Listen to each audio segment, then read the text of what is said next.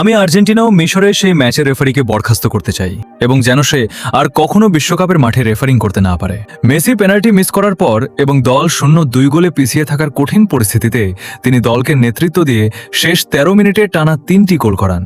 এটি বিশ্বকাপের ইতিহাসের অন্যতম সেরা প্রত্যাবর্তন ক্যামব্যাক হওয়ার কথা ছিল, কিন্তু এখন পুরো বিশ্ব আমাদের বিরুদ্ধে ম্যাচে কারচুপির অভিযোগ করছে।